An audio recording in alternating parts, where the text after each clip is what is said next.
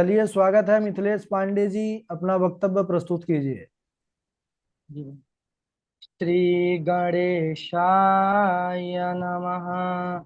श्री सरस्वत्यै नमः। श्रीमात पितृचरण कमलेभ्यो नमः। अस्माद् गुरुभ्यो नमः। अस्माद् परम गुरुभ्यो नमः। अस्माद् सर्वगुरुभ्यो नमः।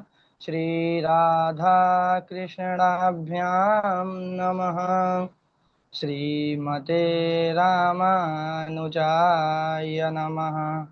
चैतन्यं शाश्वतं शान्तं व्योमातीतं निरञ्जनं नादबिन्दुकलातीतं तस्मै श्रीगुरुवे नमः।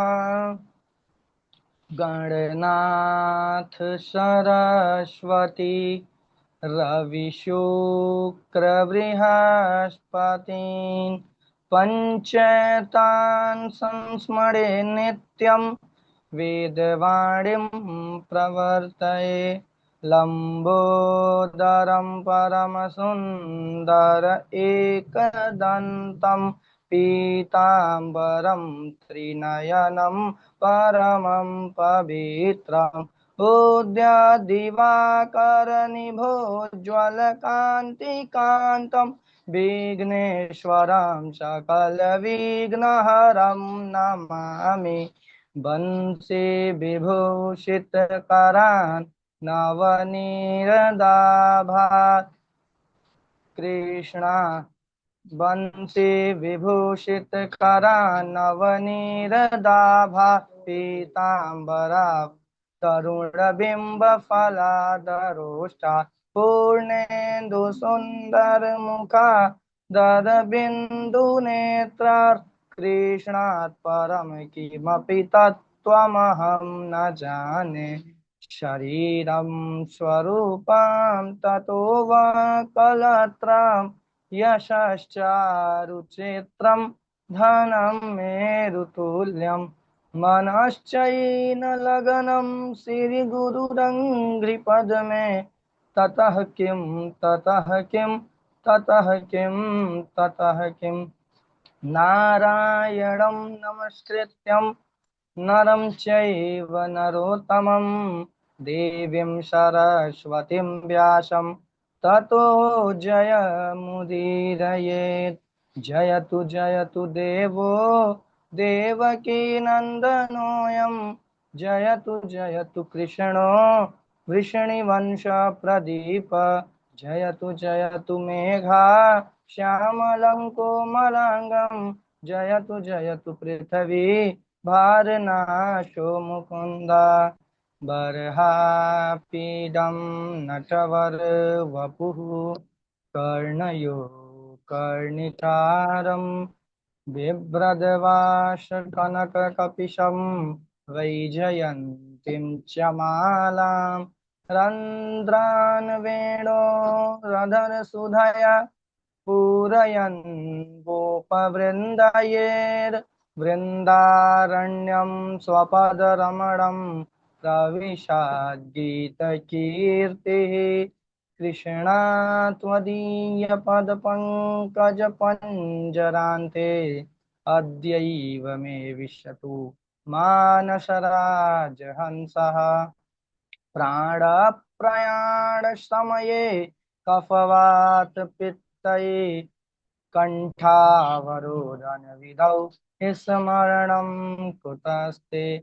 करारविन्देन पदारविन्दं मुखारविन्दे विनिवेशयन्तं वटयपत्रशयपुटे शयानं बालं मुकुन्दं मनसा स्मरामि।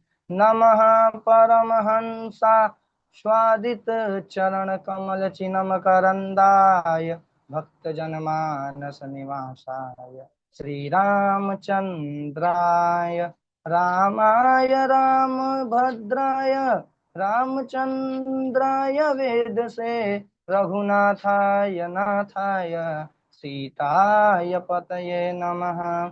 अंजनानंदनं वीरं जानकी शोकनाशनं कपिष्मक्षहन्तारं वन्दे लंका भयंकरम्।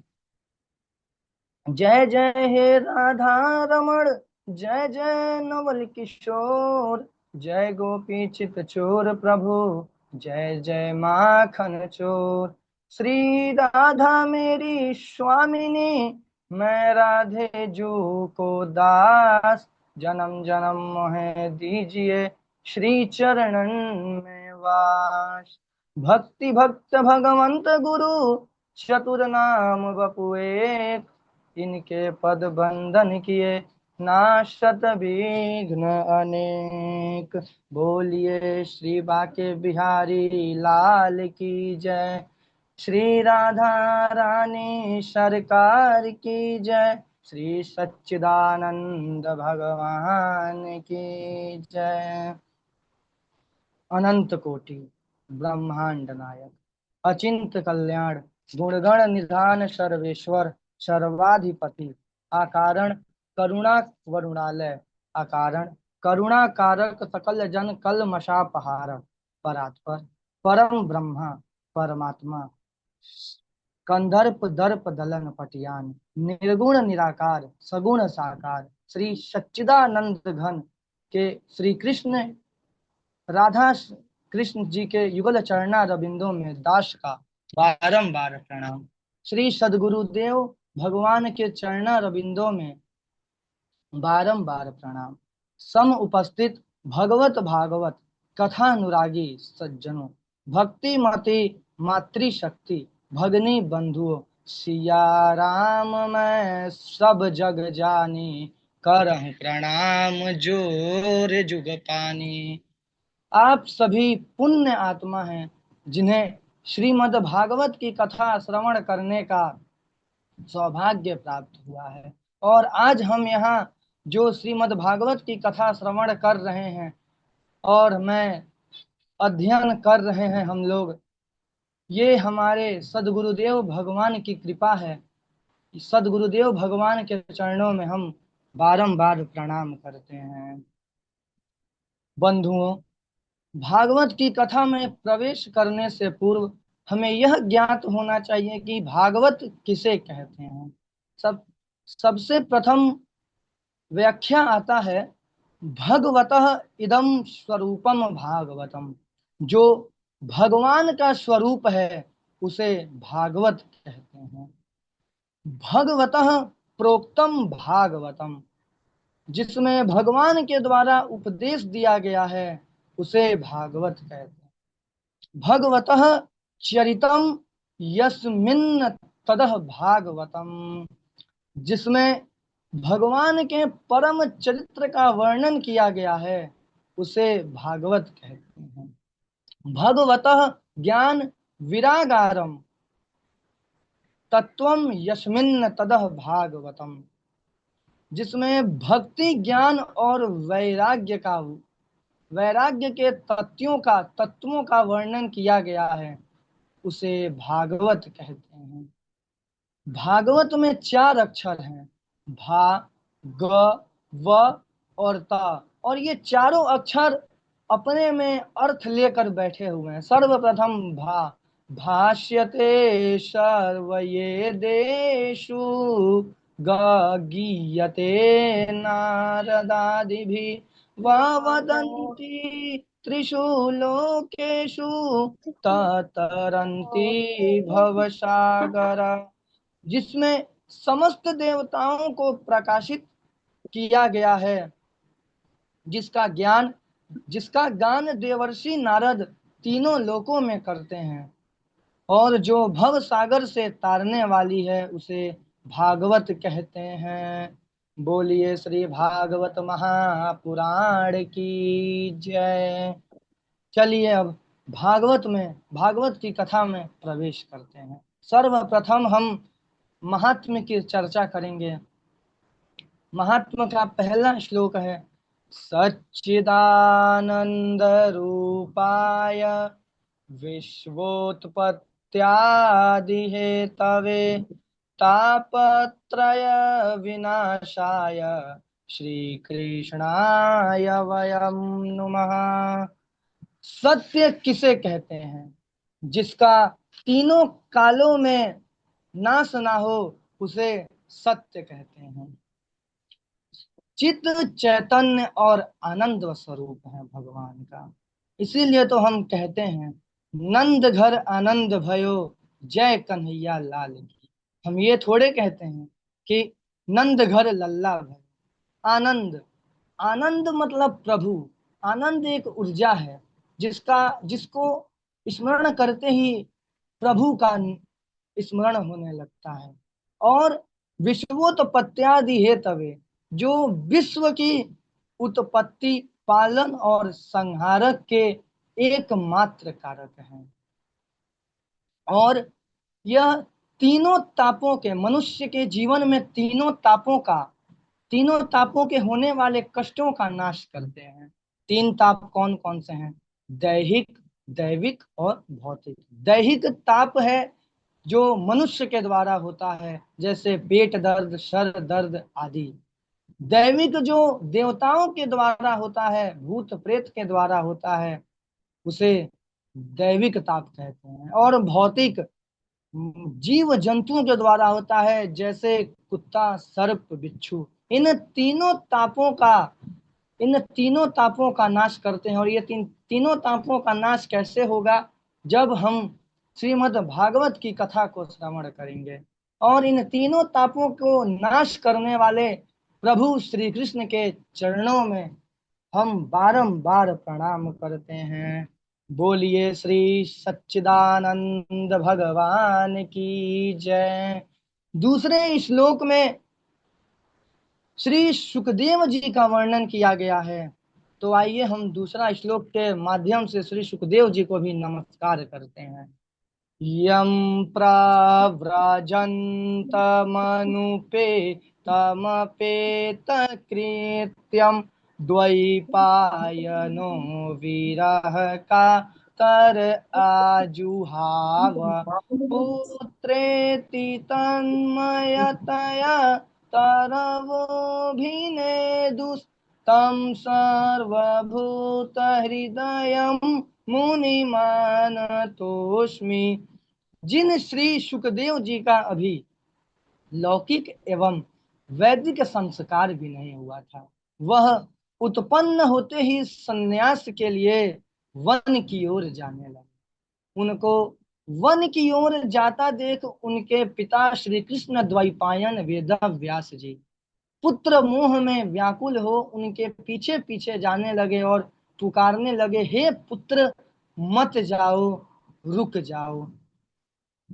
वहां वृक्षों ने श्री सुखदेव जी के तरफ से उत्तर दिया, हे वेदव्यास जी, आप इतने बड़े ज्ञानी हैं, फिर भी आप पुत्र मोह में इतने व्याकुल क्यों हो रहे हैं? हमें देखिए, ना जाने 1 वर्षों में हमारे ऊपर कितने पुष्प और फल आते हैं और झड़ जाते हैं, हम उनका शोक नहीं करते। ठीक इसी प्रकार जो आपके पुत्र हैं, वह तीनों लोगों के कल्याण के लिए उत्पन्न हुए हैं, आपको भी उनका शोक नहीं करना चाहिए। वृक्षों के इस प्रकार उत्तर को सुन श्री कृष्ण द्वैपायन वेदव्यास जी का शोक मोह भय तीनों नष्ट हो गया और वह घर की ओर लौट गए। बंधुओं, सुखदेव जी के जन्म की भी कथा बहुत विलक्षण है। आइए हम उनके जन्म की कथा को सुनते हैं। सुखदेव जी वास्तव में ही शुक रूपी हैं। जब प्रिय और प्रियतम राधा कृष्ण सरकार नर मनुष्य रूपी और सोच लिया कि अब हमें चल के लीला करनी है, तब सुखदेव जी ने कहा, प्रभु मैं भी आपके साथ चलूंगा। तो कृष्ण जी ने पूछा, क्यों, आप क्या करेंगे वहां पे जाके? हम लोग तो वहां पे जाके अपनी लीलाएं करेंगे, आप क्या करेंगे? तो सुखदेव जी ने कहा, प्रभु जो आप लीलाएं करेंगे मैं उसे और उसका प्रचार प्रसार करूंगा। तो कृष्ण जी ने कहा, जैसी आपकी इच्छा। तभी एक बार की बात है, देवर्षि नारद तीनों लोगों का भ्रमण करते करते, नारायण नारायण का जाप करते करते कैलाश पर्वत पर पहुंचे। उस समय भोले बाबा किसी कार्यवश कैलाश से बाहर गए हुए थे। पार्वती माता वहां पे थी। पार्वती माता ने देखा नारद जी को तो उनका स्वागत सत्कार किया, उन्हें उत्तम स्थान पर बिठाया। और देवर्षि नारद ने पूछा, माता क्या आपको पता है कि जो उनके गले में मुंड की माला है, प्रभु के गले में मुंड की माला है, वो किस चीज की है? वो तो उनको पता ही नहीं था। वो मन में सोची, हाँ बोले तब भी फंसते हैं, ना बोले तब भी फंसते हैं। उनकी शांति को देख देवर्षि नारद समझ गए और वह वहां से चले गए। उन्होंने एक भूमिका तैयार कर दी और तभी भोले बाबा आए कैलाश पर। तो दे- पार्वती जी ने पूछा, प्रभु ये जो आपके गले में मुंड की माला है यह किस चीज की है? प्रभु ने कहा, ये आपको जानने की कोई आवश्यकता नहीं है, बाद में बताऊंगा। तो पार्वती जी ने कहा, मुझे अभी जानना है। तो माता तो भोले बाबा ने कहा, ये पार्वती जी ये सब आप ही के मुंड हैं। आपके जितनी बार मृत्यु हुआ है वो सारे मैंने मुंड की माला में धारण किए हुए हैं। तो पार्वती जी ने पूछा, मेरी मृत्यु इतनी बार हुई है? तो भोले बाबा ने कहा, जी हाँ। तो क्या आपकी मृत्यु नहीं हुई है? तो भोले बाबा ने कहा, नहीं, क्योंकि मैंने अमर कथा का पान किया हुआ है। माता ने कहा, मुझे भी अमर कथा का पान कराना है, मुझे भी अमर कथा का पान करना है। भोले बाबा ने कहा, अभी ये अनुकूल समय नहीं है, जब समय अनुकूल होगा तब मैं आपको जरूर अमर कथा का पान कराऊंगा। अब पार्वती जी हठ पे आ गई, नहीं मुझे अभी ही कथा सुननी है। तो प्रभु भी क्या करते, उन्होंने कहा, चलिए। वह पार्वती जी को आज के अमरनाथ में लेकर गए और वहां पे व्यास पीठ पर स्वयं भोले बाबा विराजमान हुए और श्रोता के रूप में माता पार्वती विराजमान हुई। कथा को शुरू करने से पूर्व भोले बाबा ने 3 बार ताली बजाई कि प्रयास तो उनका बहुत था कि यहाँ से सारे पशु पक्षी कोई भी इस कथा को ना सुने, लेकिन वहीं एक वृक्ष के ऊपर एक शुक जी का घोंसला था, वहां मादा शुक बैठी हुई थी। ताली की आवाज सुन मादा शुक उड़ गई, लेकिन उनका अंडा वहीं पे था। अब प्रभु ने कथा शुरू की और कथा एक दिन चली, दूसरे दिन, और उस कथा में इतनी तेज थी कि वह अंडा फूट गया, उसमें से छोटे से सुखदेव जी कथा श्रवण करने लगे। कथा तीसरे दिन पहुंची। जब प्रभु का जन्म का प्रसंग आया तो मायावश पार्वती जी को नींद लग गई और पार्वती जी सो गई।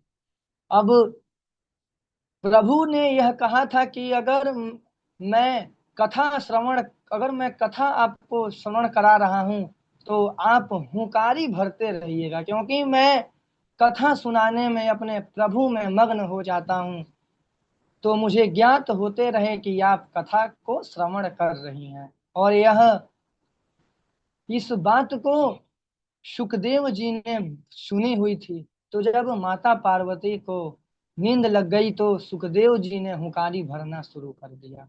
कथा शुरू हुई। कथा 3 4 दिन, 5 दिन, 6 दिन कथा का पूर्णावति हुआ। पूर्णावति के दिन माता पार्वती की नींद खुली और नींद जब खुली तो माता ने कहा, हाँ प्रभु, जन्म के बाद क्या हुआ था? तो प्रभु ने कहा, अरे कथा तो पूरी खत्म हो गई, आप अभी जन्म पे ही हैं। अरे प्रभु, मेरी आंखें लग गई थी थोड़ी सी।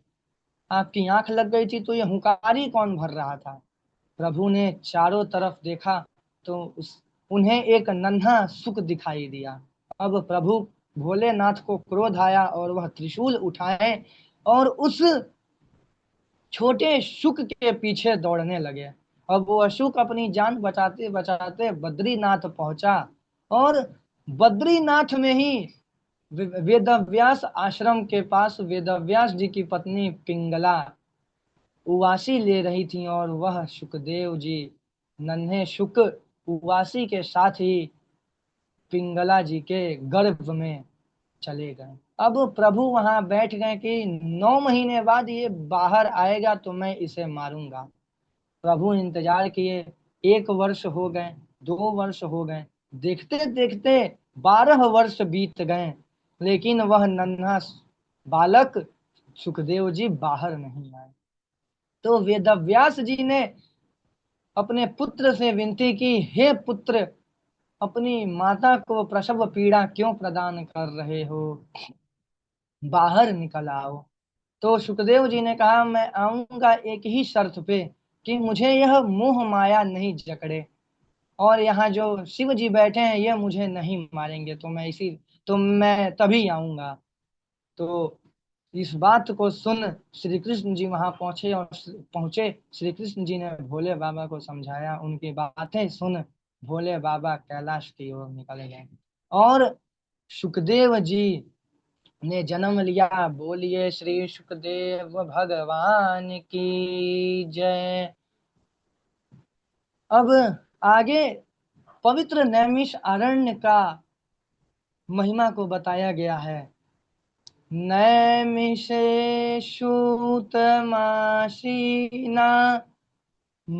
विवाद्य महामृतम कथामृतरसस्वाद कुशलः शौनको ब्रवीत।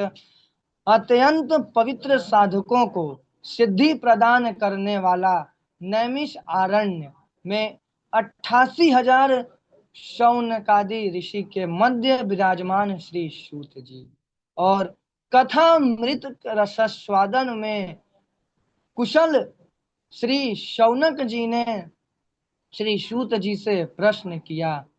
आज्ञान ध्वांत विध्वंसम कोटि सूर्य समप्रभ सूताख्यायि कथा सारम मम कर्ण रसायनम। सूत जी, आपका ज्ञान आपका ज्ञान अज्ञान रूपी अंधकार का नाश करने वाला है। आपका ज्ञान करोड़ों सूर्य के समान है। इसीलिए आप हमारे कानों को अमृत के समान लगने वाली कथा सुनाइए, जिस कथा में भक्ति ज्ञान और वैराग्य प्रदान करने वाली हो और जिसे भक्तों ने अपने मुख से कही हो, क्योंकि इस घोर कली काल में मनुष्य प्राय असुरी स्वभाव के हो गए हैं और वह कथा उन्हें पवित्र करने वाली हो, जो श्रेष्ठ से श्रेष्ठ हो और पवित्र से पवित्र हो और जिसको सुनकर शीघ्र ही श्री कृष्ण के चरण कमलों की प्राप्ति हो जाए। चिंतामणिर् लोक सुखम सुरुद्रुः स्वर्ग संप्रदम परच्छति गुरु प्रीतो वैकुंठम योगी दुर्लभम। क्योंकि चिंतामणि लौकिक सुख प्रदान कर सकता है, कल्प वृक्ष स्वर्ग की संपत्ति दे सकता है, परंतु यदि गुरु प्रसन्न हो जाए तो योगियों के लिए बैकुंठ, दुर्लभ बैकुंठ मोक्ष भी प्रदान कर सकता है। सूत जी ने कहा, शौनक जी, आपके हृदय में भगवान के प्रति इतना प्रेम है तो मैं आपको समस्त शास्त्रों का सिद्धांत सुनाता हूँ। काल व्याल मुखाग्रास त्राश निर्णाश हेतवे श्रीमद्भागवतं शास्त्रम कलौ कीरेण भाषितम। काल रूपी महान सर्प का मुख का ग्रास बने हुए प्राणियों के त्रास की निवृत्ति करने के लिए श्री सुखदेव जी ने श्रीमद् भागवत की कथा का प्रवचन किया है। एतस्माद् परम किंचि मनः शुद्ध्यै न वेद्यते जन्मांतरे भवेत् पुण्यं तदा भागवतं लभेत। जब मनुष्यों के जन्म जन्मांतर के पुण्य उदय हो जाते हैं तब उन्हें श्रीमद् भागवत की प्राप्ति होती है। जिस समय श्री सुखदेव जी राजा परीक्षित को कथा सुना रहे थे उस समय स्वर्ग में देवता आदि इंद्रों ने सोचा कि चलो हम भी कथा श्रवण करने चलते हैं। और वह कथा श्रवण करने आए, लेकिन वह खाली हाथ नहीं आए। वह अपने हाथों में स्वर्ग अमृत का कलश लेकर आए और आकर श्री सुखदेव जी से कहा, सुखदेव जी, यह कलश का अमृत है, स्वर्ग का अमृत है। आप इस अमृत को राजा परीक्षित को पिला दीजिए और इस भागवत कथा अमृत को हमें दे दीजिए। श्री सुखदेव जी सोचते हैं कि यह लोग तो सौदा करने आए हैं। अगर यह लोग आते कथा श्रवण करने के उद्देश्य से तो मैं इन्हें अवश्य कथा सुनाता, लेकिन यह लोग एक व्यापारी सौदागर बनकर आए हैं। तभी श्री सुखदेव जी ने कहा, देवराज इंद्र, यह जो भागवत की कथा है यह दीर्घ यह जो भागवत की कथा है यह दिव्य जीवी बनाता है और जो स्वर्ग का अमृत है वह दिव्य जीवी बनाता है। और जिस प्रकार कांच मणि की बराबरी नहीं कर सकता उसी प्रकार यह आप लोगों के स्वर्ग का अमृत कथा अमृत की बराबरी नहीं कर सकता। और मैं आप लोगों को कथा का पान नहीं कराऊंगा, कृपया करके आप लोग यहाँ से चले जाइए। देवराज इंद्र आदि देवताओं ने मुंह बनाया और वहां से चले गए सत्यलोक। सत्यलोक में जाकर उन्होंने कहा, अभक्तांस्तांश्च विज्ञाय न ददौ स कथामृतम् श्रीमद्भागवती वार्ता सुराणामपि दुर्लभा। उन्होंने ब्रह्मा जी से कहा, आज हमें अपने देवता होने पे पश्चाताप हो रहा है, क्योंकि हमसे सौभाग्यशाली तो वह मनुष्य है जिन्हें श्रीमद् भागवत की कथा श्रवण करने का अवसर प्राप्त हो रहा है। तभी ब्रह्मा जी ने कहा, देवताओं रुको, 7 दिन बाद देखते हैं कि परीक्षित की क्या गति होती है। जब 7 दिन बाद परीक्षित को मोक्ष की प्राप्ति हो गई तो यह आश्चर्य देख ब्रह्मा जी चकित रह गए और उन्होंने सत्यलोक में एक तराजू लाया और तराजू के एक पलड़े में समस्त साधनों को रखा और दूसरे पलड़े में श्रीमद् भागवत की कथा को रखा। लेकिन भागवत की महिमा थी, उसके आगे समस्त साधन हल्के पड़ गए। बोलिए भागवत महापुराण की जय। उसके बाद सभी महर्षियों ने कहा, मेनिरे भगवद्रूपं शास्त्रं भागवतं कलौ पठना